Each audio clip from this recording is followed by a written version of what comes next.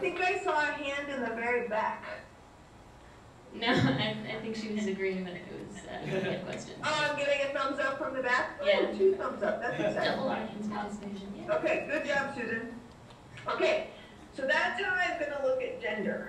Now, what's interesting about gender is that if things are not perfectly aligned as to how we assign somebody at birth and how someone actually identifies, this is where the trans community might exist.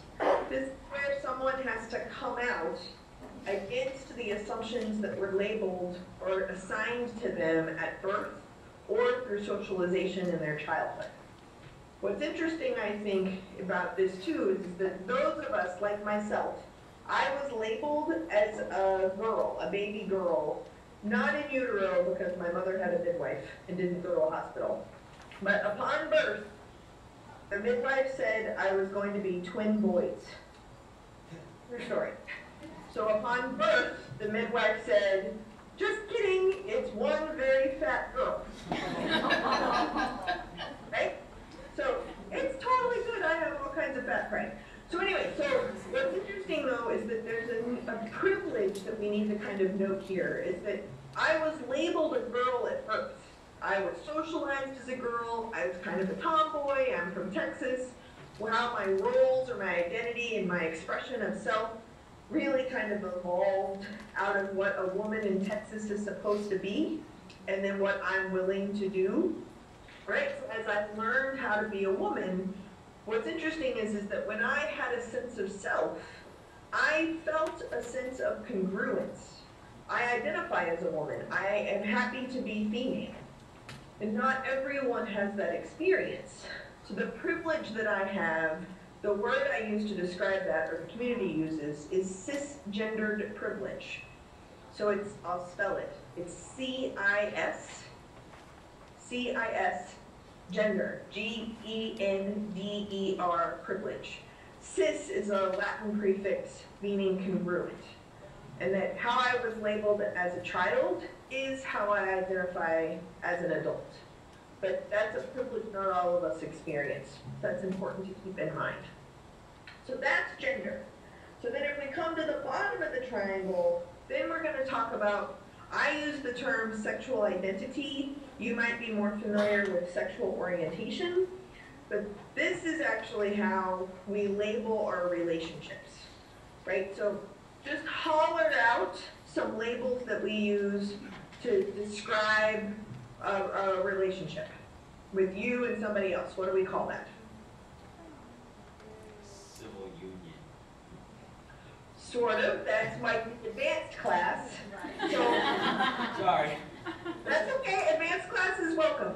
So I'm thinking more like straight, gay, lesbian, bisexual, queer, pansexual, omnisexual, fluid, asexual, queer. I have not checked Facebook in 10 minutes, so I don't know what new words we have come up with. But are you with me, like the descriptors of language? Now, I think, was it Nick that said civil union? Yes. Oh, look at that, I can't even see you, and I have spidey senses. Oh, I would move. No, what's interesting about civil unions or marriage or even like polyamory or open relationships or non-monogamy, sometimes those things get labeled as well, and those are actually descriptors of the types of relationship. And for sexual identity or sexual orientation, this is an identity that one wears to describe their potential relationships. So I don't always think I'm very good at explicitly asking for those directions. So they're great answers just to a different question. So, so that's kind of the bottom piece. Now I use the term sexual identity instead of sexual orientation. One, because I'm not a compass, right? Like, I don't land in the airport and immediately find the lesbian bar. I also understand that there's a really deep history of working to get communities to embrace language around sexual orientation instead of using homosexual or sexual lifestyle or sexual preference, which people found really, really pejorative. So by using the word sexual orientation, it's not necessarily a choice. It's about like where you're coming from. So I use the term sexual identity because I think it's directly linked to one's sex and gender identity as well. So if, for example, this is kind of working through the triangle, okay? So look at your notes while I say this. If you have a biological female and they happen to be attracted to other women, we would call that a what? A lesbian, exactly. So if this lesbian eventually transitions and is now living as a man, but is still attracted to other women, what would we call him?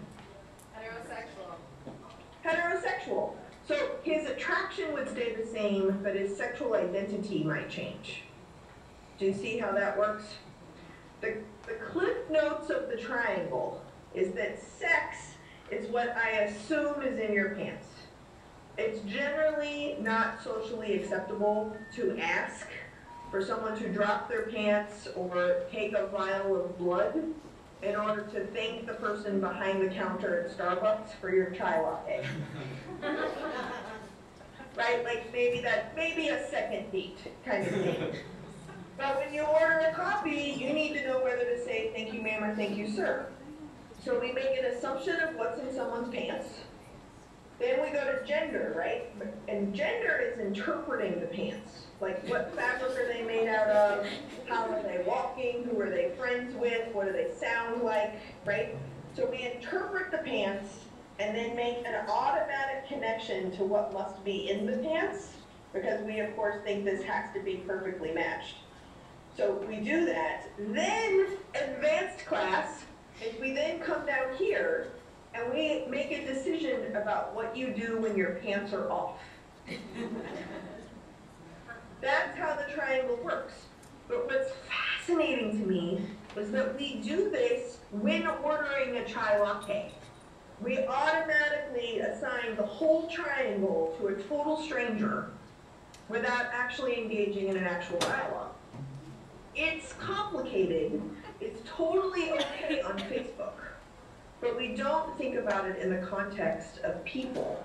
We don't think about it in context of our relationships or our organizations. And then what ends up happening is we create policies and practices that are based on these judgments and assumptions. And then we get caught in our judgments and assumptions. So instead of realizing that we were wrong by jumping to a conclusion without enough information, we want that person to fix it. So like figure something out instead of us saying, whoa, I really jumped to a conclusion here, let me gather more information. So that's the three pieces of the triangle. Questions, comments, thoughts? No. Awesome. How are we doing, Susan?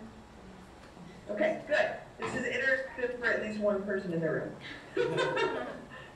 So, one more piece of the triangle that I think is really important to go over is if inside the triangle you draw a dotted line in between sex and gender, our friend oppression will show up.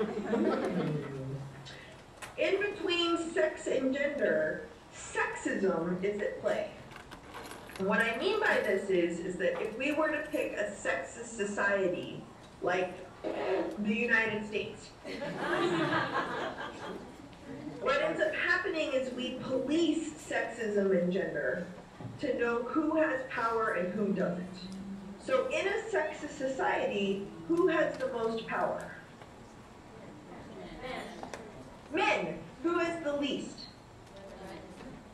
Everybody else.